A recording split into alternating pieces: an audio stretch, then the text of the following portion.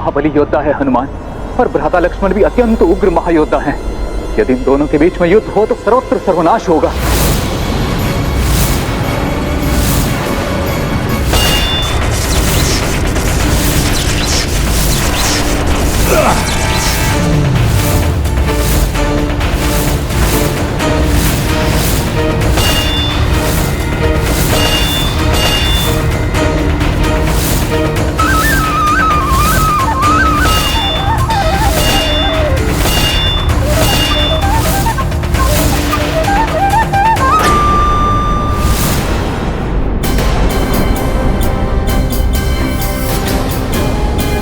माता की अवस्था को ध्यान में रखते हुए मुझे शीघ्र इस युद्ध को समाप्त करना होगा।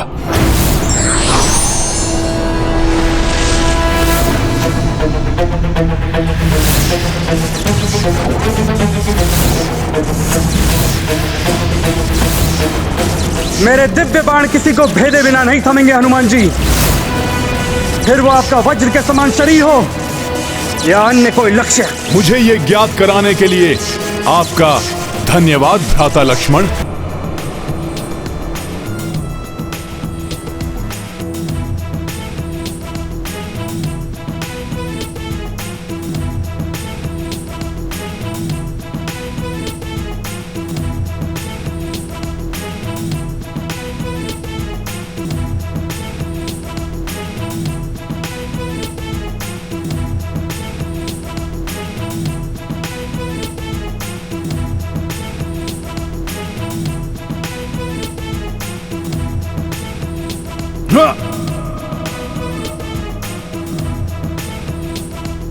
लक्ष्मण भैया, आपका प्रहार तो मैंने रोक लिया, किंतु अब आप कीजिए मेरे प्रहार से अपना बचाव।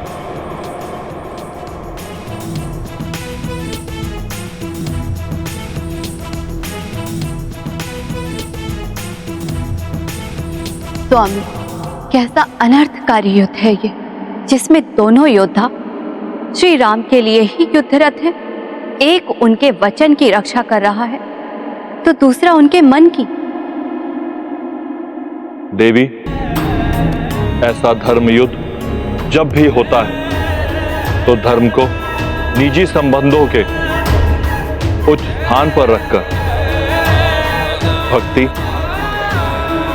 और धर्म की प्रतिष्ठा को बल और महिमा प्रदान करता है। किंतु किसका धर्म अधिक महत्वपूर्ण है, ये कैसे स्थापित होगा स्वामी?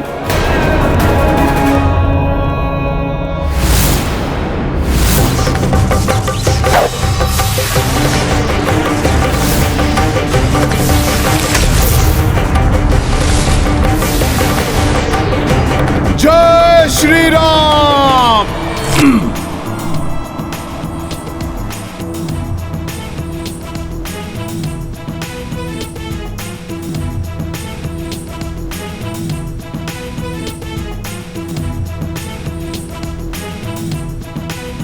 पुत्र हनुमान मेरे स्वामी के वचन के विरुद्ध जाकर भी उनके और मेरे सुख के प्रति ही निष्ठावान है, जिसके लिए वो कोई भी आघात सहने के लिए प्रस्तुत है।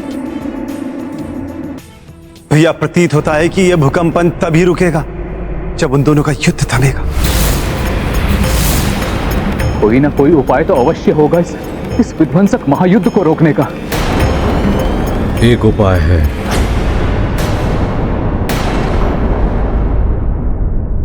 महामंत्री सुमंत्र।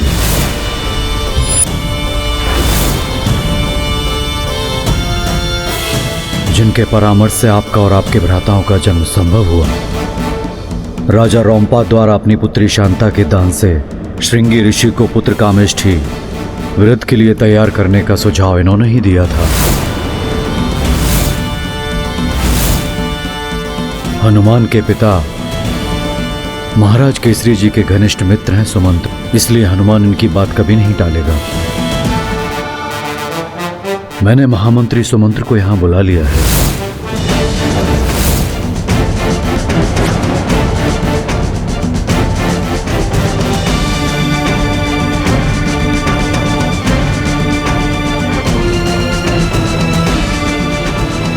प्रणाम महामंत्री सुमंत जी। प्रणाम प्रभु। प्रणाम सुमंत्र जी। प्रणाम सुमंत्र जी। प्रणाम ऋषिवर। आज मैं आपको एक बहुत महत्वपूर्ण कार्य सौंप रहा हूं। हाँ महामंत्री सुमंत्र, आप वेद पुराण के ज्ञाता हैं, नियति के चक्र से भी भली भांति परिचित हैं। अब एक आप ही हैं जो अपने सहज ज्ञान से हनुमान और लक्ष्मण के युद्ध को रोक सकते हैं। महाराज, मैं इस अनिष्ट को रोकने के लिए हर संभव प्रयास करूंगा।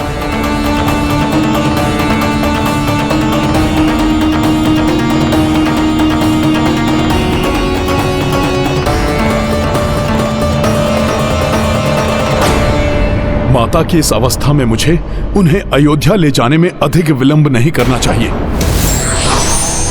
वज्रास्त्र!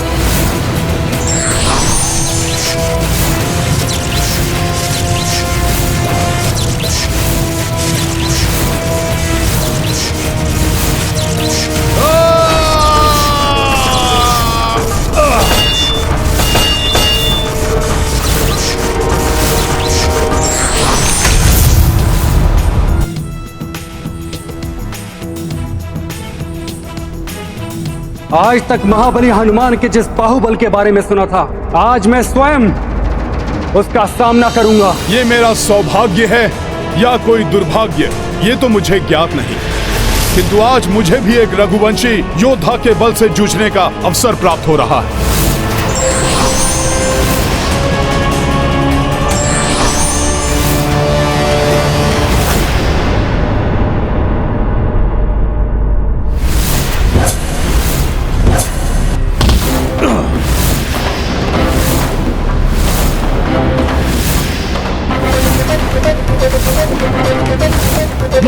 इस अनर्थ का कारण मैं ही हूँ। ना रावण मेरा हरण करता, ना ही स्वामी को ऐसा निर्णय लेने पर बाध्य होना पड़ता, किंतु मेरा दुर्भाग्य इन दोनों के अहित का कारण क्यों बने।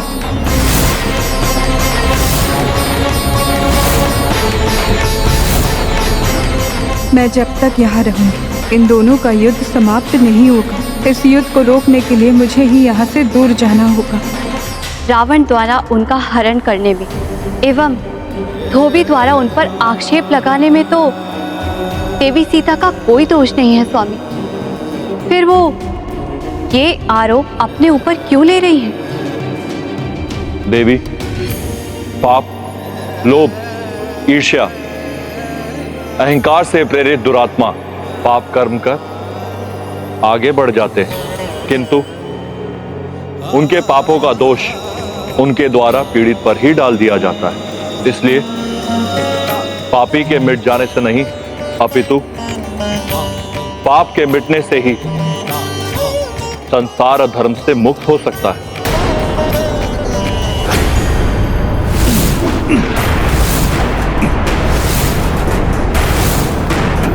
दोनों का ये युद्ध मेरे लिए असहनीय है, इसलिए अब मेरा इन दोनों से दूर जाना ही उचित है, क्योंकि मुझे ये कदापि स्वीकार नहीं कि मैं तुम्हारे और स्वामी के जीवन में दुविधा का कारण बनूं।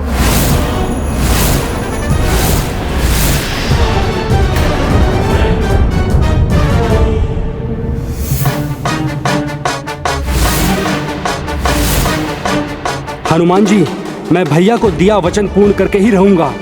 भैया लक्ष्मण, अपना पुत्र धर्म निभाने के लिए आपसे कितना भी संघर्ष करना पड़े मैं करूंगा। यदि आवश्यक हुआ तो मैं आपसे अंतिम श्वास तक युद्ध करूंगा हनुमान जी। इस दुखद स्थिति से माता को सुरक्षित करने के लिए मैं भी पीछे नहीं हटूंगा लक्ष्मण भैया।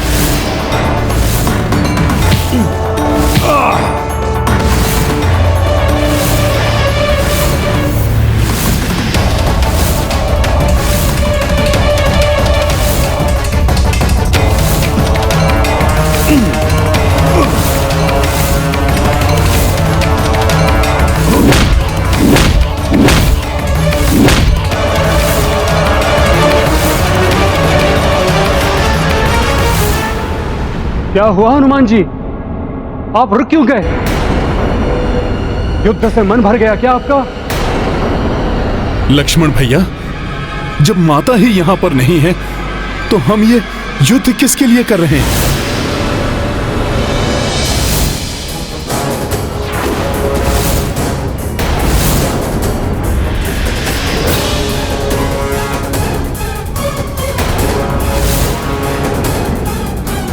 माता, माता कहां है आप? भाभी माँ, भाभी माँ,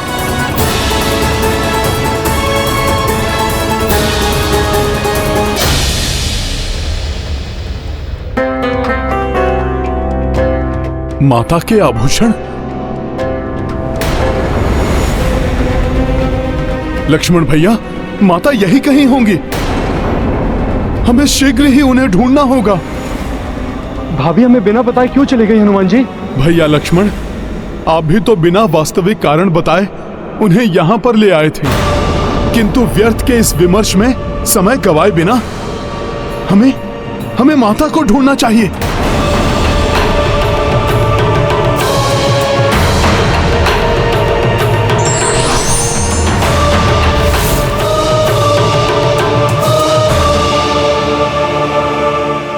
भाभी माँ, माता कहां है आप? भाभी माँ कहाँ हैं आप? भाभी माँ,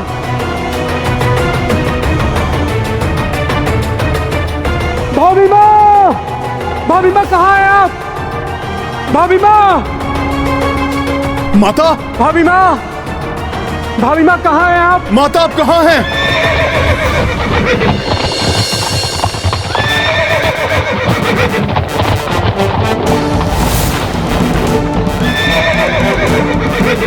सुमंत्र जी यहां?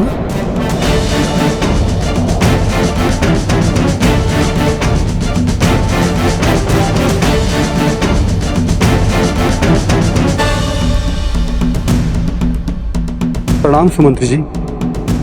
प्रणाम सुमंत्र जी। प्रणाम। महामंत्री सुमंत्र जी, आप यहाँ कैसे? राजकुमार लक्ष्मण जी, हनुमान जी, प्रभु श्री राम ने मुझे आप दोनों को अयोध्या वापस लाने के लिए भेजा है। क्षमा कीजिए महामंत्री सुमंत्र जी, हमारा लौटना नहीं अपितु माता को ढूंढना अति आवश्यक है। इतने घने वन में वो एकाकी कहां होंगी? कहां जाएंगी माता?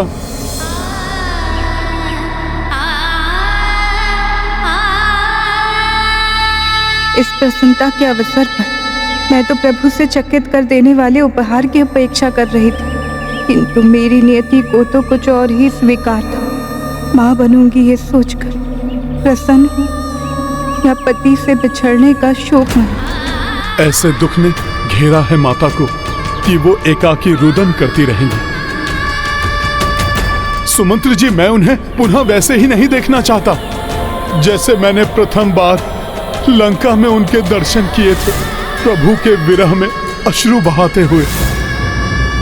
हनुमान जी, यही तो विधि का विधान है। यही समझाने के लिए तो प्रभु श्री राम ने मुझे यहां भेजा है। सुमंत्र जी, इस समय प्रभु इस स्थिति को राजधर्म की दृष्टि से देख रहे हैं, किंतु मुझे ज्ञात है उनके मन की दृष्टि तो बस माता पर ही टिकी है। इसलिए सर्वप्रथम मेरा माता को ढूंढना ही अति आवश्यक है। हनुमान जी, आप सर्वथा उचित कह रहे हैं, परंतु मैंने प्रभु श्री राम की दशा देखी है। उन्होंने मात्र इस विश्वास के साथ मुझे यहां भेजा है कि आप मेरा कहां मानेंगे। आपके मन की दशा मुझे ज्ञात है हनुमान जी। ये परिस्थिति जितनी कठिन आपके लिए है, उतनी ही राजकुमार लक्ष्मण जी के लिए है, मेरे लिए और संपूर्ण अयोध्या वासियों के लिए। किंतु यही नियति है, इसे टाला नहीं जा सकता। आपको इसे समझने की आवश्यकता है हनुमान जी। सुमंत्र जी, नियति होती तो अवश्य अटल होती, किंतु उस धोबी की कुबुद्धि के कारण हुई इस स्थिति को तो सुधारा जा सकता है। नहीं हनुमान जी, यह घटना भी पूर्व नियत है, जिससे आप और प्रभु श्री राम अनभिज्ञ हैं, और इसका कारण एक श्राप।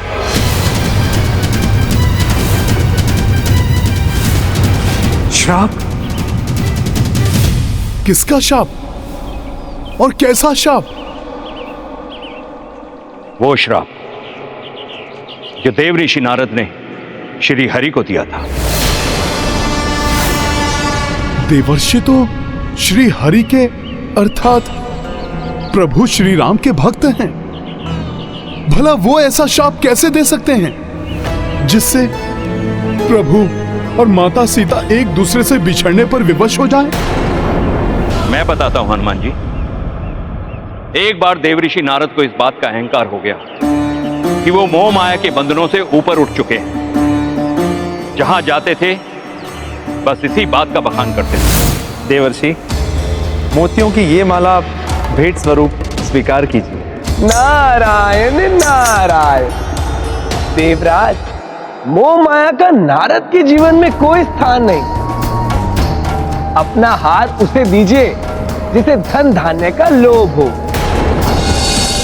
प्रणाम पिताश्री। देवर्षि की उपाधि उसे दीजिए जो उपाधि पाने का इच्छुक हो। मोह माया से तज चुका है ये नारद। नारायण नारायण। प्रभु कैलाश में अपने किसी ऐसे भक्त को स्थित करें जिसे उस स्थान की लालसा हो। सभी प्रकार की मोह माया छोड़ चुका है ये नारद। देव ऋषि नारद के इस स्तंभ को सबने अनदेखा किया, किंतु अंततः यही भूल वो बैकुंठ में श्री हरि के समक्ष कर बैठे जो पूर्व से ही नारद जी के इस अहंकार को भांप चुके थे। नारायण नारायण। प्रभु, वैकुंठ के निकट जो दिव्य नगरी का निर्माण किया है वो तो अत्यंत भव्य है। प्रिय, मेरे विचार से उस दिव्य नगरी में भक्त नारद को ना प्रभु ना। नारद मोह माया के फेर में नहीं पड़ने वाला। आप ऐसी दया दृष्टि अपने किसी ऐसे भक्त पर कीजिए जो अभी भी माया के कुचक्र में ही पड़ा हो। नारायण नारायण।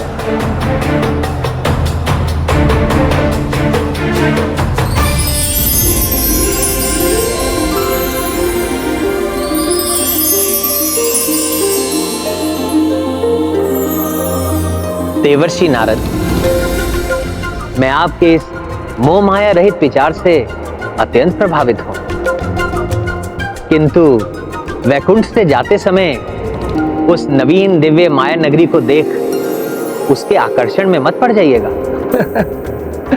आप उसकी चिंता मत कीजिए प्रभु। नारद को अब कुछ नहीं लुभा सकता, क्योंकि नारद तो मोह माया से बहुत ऊपर उठ चुके हैं। नारायण नारायण। सुमंत्र जी, फिर क्या हुआ? देवर्षि नारद के अहंकार ने उनके द्वारा दिए जाने वाले शाप का रूप कैसे ले लिया?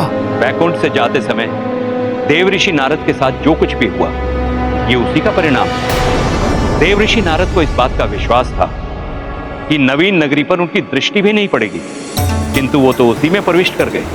किसी भी अवस्था में मोहित नहीं होऊंगा मैं। इस नगरी को देखे बिना ही आगे बढ़ जाऊंगा। नारायण नारायण।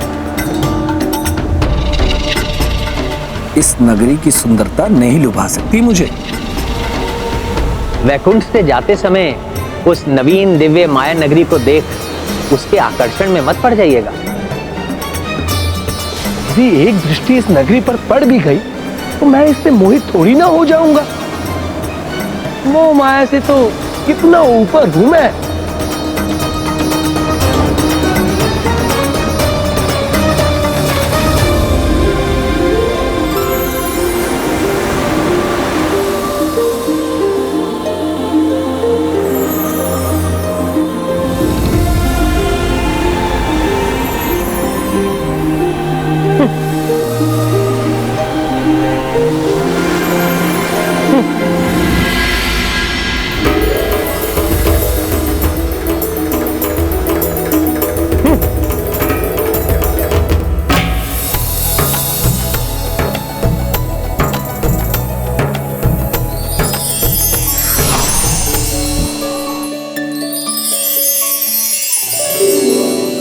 कल तो आप अपने जीवन साथी का चुनाव कर ही लेंगी देवी। कौन है ये? मोह माया नहीं, उत्सुकता मात्र है ये। राजकुमारी जी, कुछ सोचा है आपने कि कल स्वयंवर में आप किसे चुनेंगी?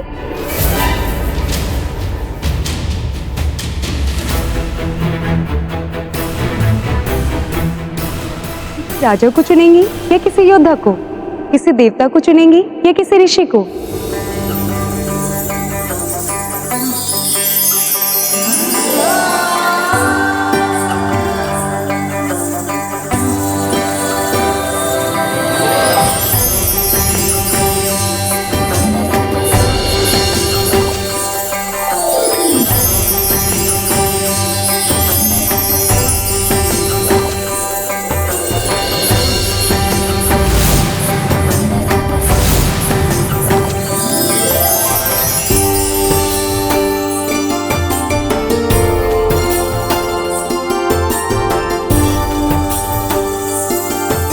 विश्व मोहिनी तो उन्हें ही चुनेंगी जो प्रभु श्री हरि जैसे होंगे, जिनका मुख श्री हरि जैसा होगा, जिनका रूप श्री हरि जैसा होगा।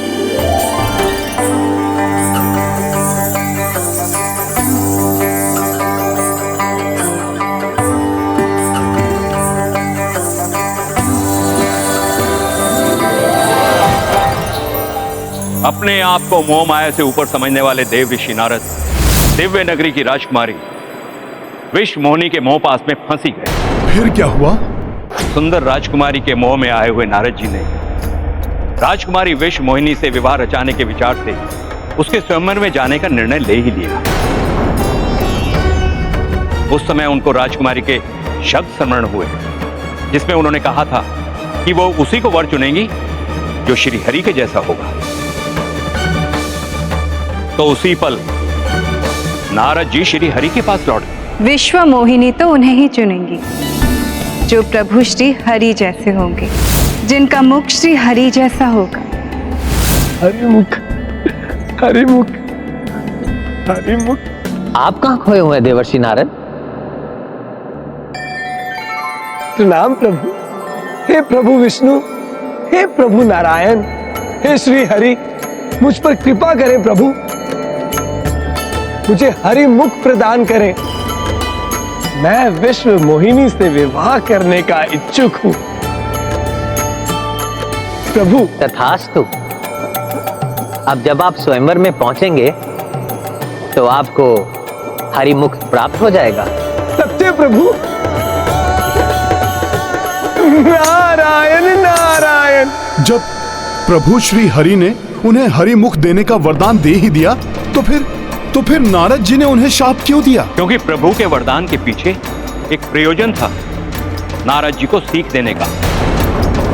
इसलिए वो वरदान वैसे फलित नहीं हुआ जैसा नारद जी ने सोचा था।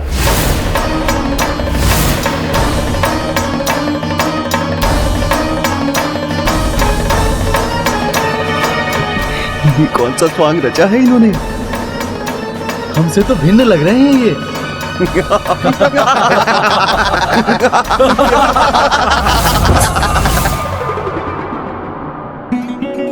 जब मुझे हरिमुख प्राप्त होने का वरदान प्राप्त है तो फिर किस बात की चिंता। नारायण नारायण। प्रतीत होता है इन सभी को मेरे हरिमुख को देखकर ईर्ष्या हो रही है, इसलिए ऐसे देख रहे हैं मुझे। वानर मुख क्यों था उनका? क्योंकि वानर के लिए दूसरा शब्द है श्री हरि। ये बात नारद जी वरदान मांगते समय भूल गए थे। तो राजकुमारी जब स्वयंवर के लिए पधारी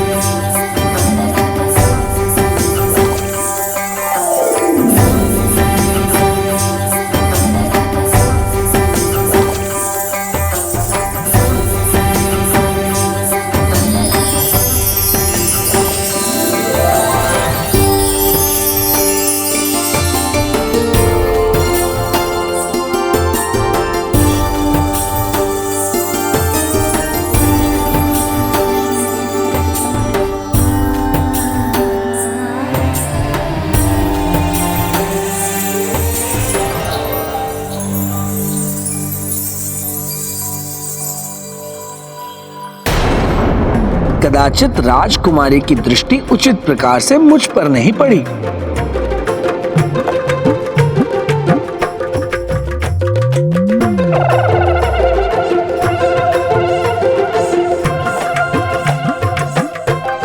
राजकुमारी, आप एक बार अपनी दृष्टि को केंद्रित कर मुझे देखिए। मैं वैसा ही हूं जैसे वर की इच्छा आपने की है। आप मेरे हरिमुख का तिरस्कार कैसे कर सकती हैं? आपका तो मात्र मुख ही नहीं, समस्त क्रियाकलाप भी वानरों जैसे हैं। इस वानर को भीतर प्रवेश किसने करने दिया? हरिमुख अर्थात वानर मुख है इनका। हरि वानर।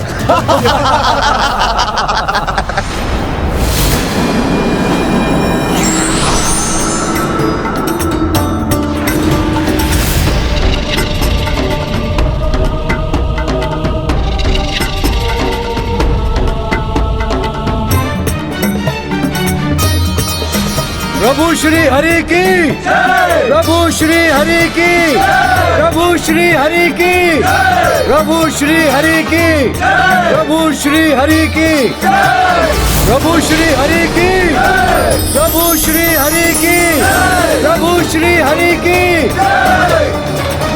आपने मेरा अपमान किया है प्रभु।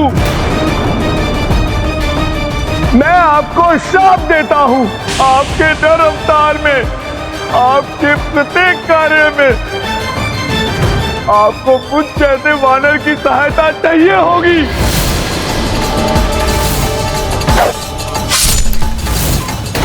और जिस प्रकार आपने मुझे दुख दिया है ना प्रभु, ठीक उसी प्रकार पत्नी के बिछोह का दुख आपको भी झेलना होगा।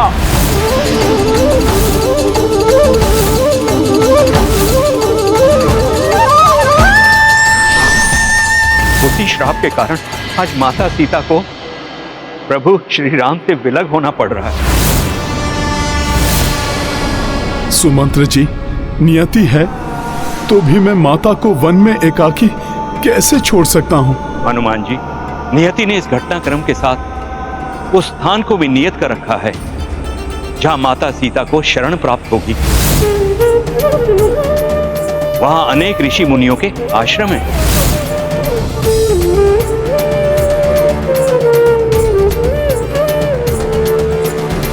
लक्ष्मण भैया, माता को यहाँ तक लाकर आपने अपना कर्तव्य पूर्ण किया।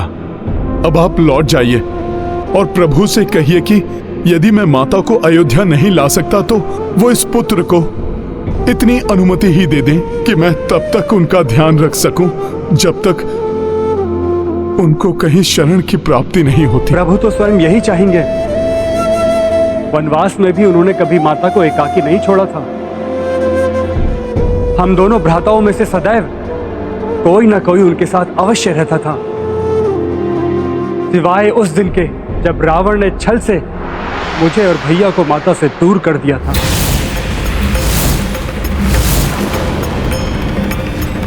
भैया लक्ष्मण, तब आप मुझे आज्ञा दीजिए जिससे मैं शीघ्र माता को ढूंढ सकूं। हनुमान जी, भाभी माँ का ध्यान रखिएगा।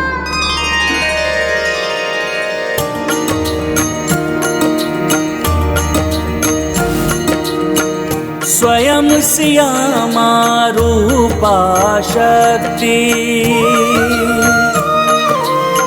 मर्यादा पालन बन भटकी, भावुक चित्त ढूंढे कपिराई, किंतु माता झलक न पाई। राम सिया राम जय हनुमान। जीव अरण्य दिशायक जाए, हनुमत मन संशय उपजाए। जानकी अब निद्रा को पाई, सिंह भुजंग निकट सब जाए। राम सिया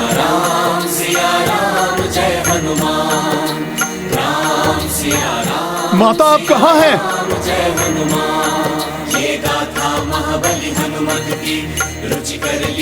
प्रतीत हो रहा है माता सीता कहीं निकट ही हैं।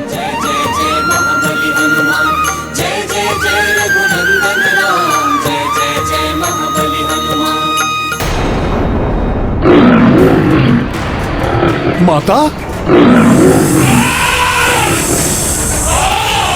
ये हिंसक वन्य पशु माता के आसपास। मैं इन्हें माता को कोई हानि नहीं पहुंचाने दूंगा।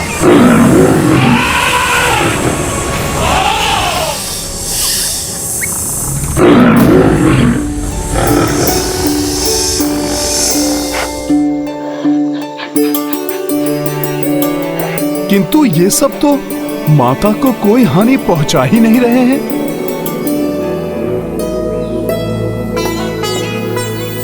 वाह प्रभु, कैसी लीला है ये।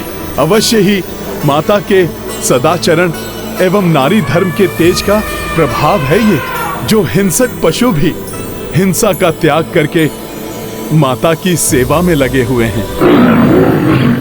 माता, हे वनराज, हे गजराज, मुझ कपि को उपद्रवी कपि ना समझें। मैं तो इन दुखियारी माता का अभागा पुत्र हूं। मैं तो आभारी हूं आप सबका, जो आप सब मेरी माता का ध्यान रख रहे हैं। किंतु आप सब मुझे माता के दर्शनों से वंचित ना करें।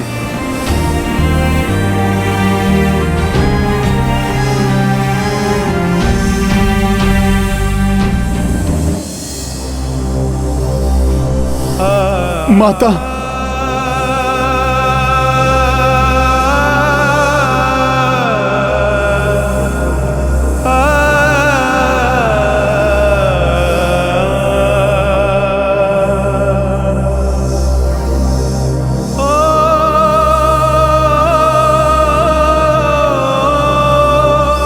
ऐसा दारुण दृश्य, इन कठोर शिला की शैया पर मेरी कोमल माता। हे ईश्वर, अपनी माता को इस प्रकार नहीं देख सकता ये पुत्र। हे भूदेवी, माता सीता तो आपकी पुत्री हैं। हे वनदेवी, माता भूमिजा होने के कारण बहन है आपकी। माता की सहायता कीजिए। इन कठोर परिस्थितियों में इन्हें सुख की कुछ छांव दीजिए।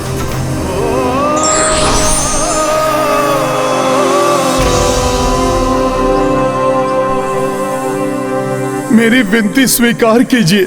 मेरी माता के कष्ट कम कर दीजिए माता।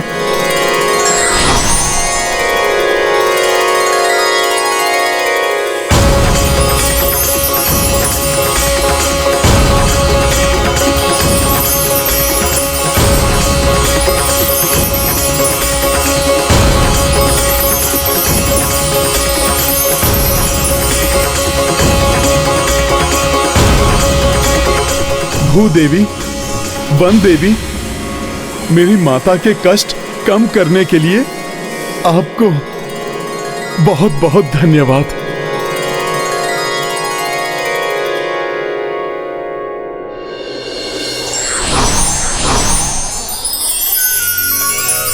प्रकृति के इस सुंदर परिवर्तित वातावरण में जब तक माता विश्राम कर रही हैं, तब तक मैं माता के भोजन के लिए फल आदि और पीने के लिए जल की व्यवस्था कर देता हूं।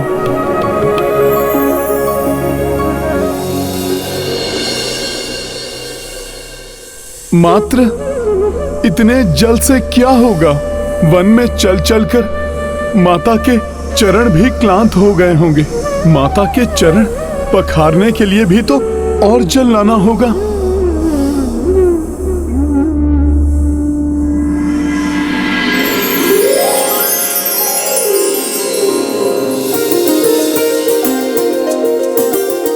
नन्ही गिलहरियों, आप हमारी सहायता के लिए आई हैं। आपको बहुत बहुत धन्यवाद। मात्र भूदेवी और वन देवी ही, यहाँ तो उनकी संतानें भी माता के लिए अपनी सेवाएं प्रदान करने को प्रस्तुत हैं।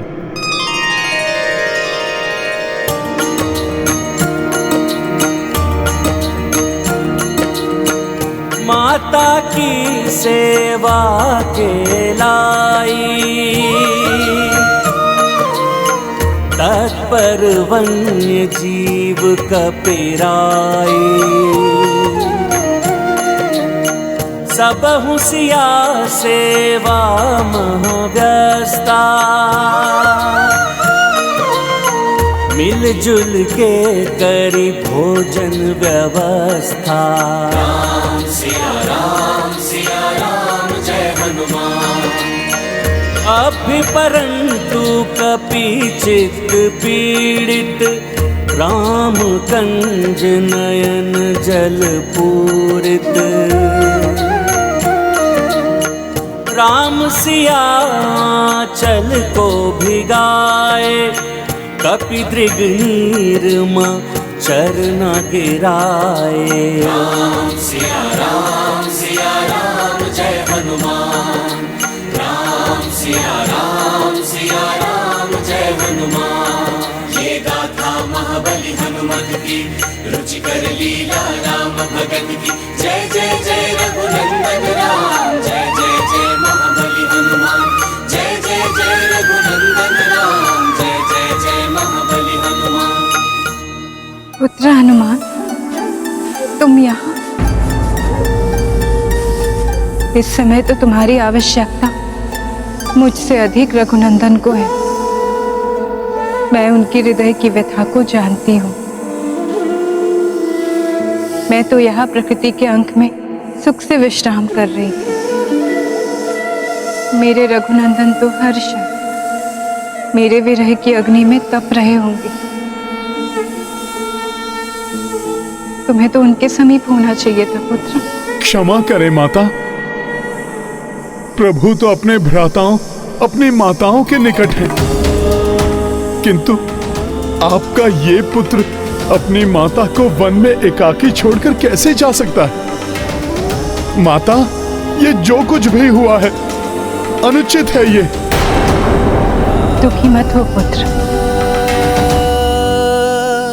मेरा त्याग करने का निर्णय अयोध्या के राजा राम का निर्णय है। तुम्हारे प्रभु या मेरे स्वामी रघुनंदन का नहीं।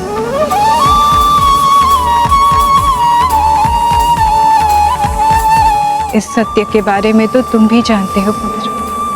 किंतु माता। हनुमान, रघुनंदन के कृत्य पर प्रश्न उठाने वाला कोई भी उनके कृत्य के सार को नहीं समझ सकता। अयोध्यापति रघुनंदन का कोई भी निर्णय सारहीन नहीं होता।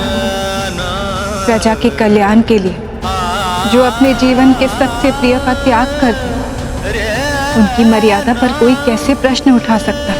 नहीं माता, नहीं। मुझ में इतना सामर्थ्य कहाँ जो मैं प्रभु के किसी भी निर्णय पर प्रश्न उठाऊं। माता, मेरा वश चले तो मैं प्रभु के सारे दुख स्वयं पर ले लूं, क्योंकि वो भी जानते हैं कि ये निर्णय अनुचित है। उचित एवं अनुचित की परिभाषा स्थिति, स्थान और निज धर्म के अनुसार परिवर्तित होती है पुत्र। स्मरण करो, लंका से लौटते समय रघुनंदन ने क्या कहा था?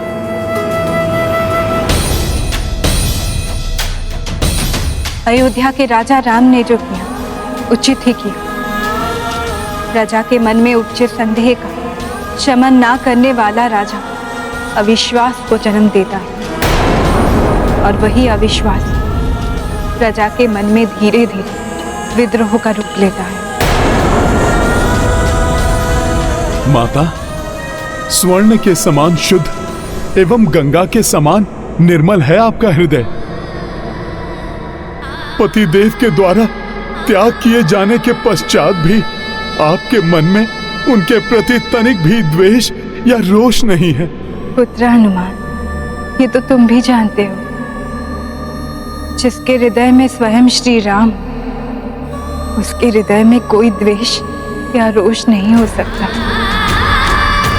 तेरे लिए मेरी प्रभु की इच्छा ही सबसे बड़ा सुख है। माता, आप अपना पति धर्म निभा रही हैं और प्रभु राजधर्म निभा रहे हैं, तो आप मुझे भी अपना पुत्र धर्म निभाने के लिए यहाँ आपके समीप रहकर आपकी सेवा करने की मुझे अनुमति दीजिए। यदि मैंने हनुमान को यहाँ रहने की अनुमति दी तो स्वामी को वहाँ कौन संभालेगा? नहीं नहीं, मैं ऐसा नहीं कर सकती। यदि हनुमान स्वामी के पास नहीं रहे तो स्वामी मेरे विरह की पीड़ा में टूट जाएंगे।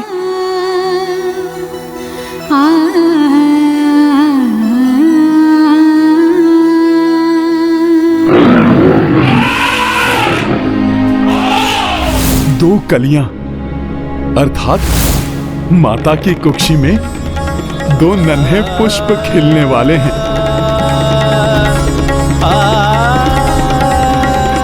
माता, मुझे पूर्ण विश्वास है कि यदि प्रभु को ज्ञात हो गया कि आप मां बनने वाली हैं, तो प्रभु आपको कदापि एकाकी नहीं छोड़ेंगे।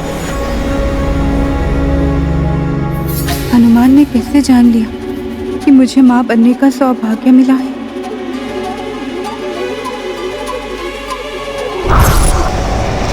ये सुगंध, ये तो किसी शिशु की मधुर सुगंध है। शिशु ही मेरा सर्वाधिक प्रिय आहार है, और ये सुगंध तो एक नहीं, दो दो शिशुओं की उपस्थिति का संकेत है। वो शिशु जो या तो जन्म ले चुके हैं या जन्म लेने वाले हैं। मुझे ऐसा क्यों आभास हो रहा जैसे मेरी संतानों पर कोई बहुत बड़ा संकट आने वाला हो?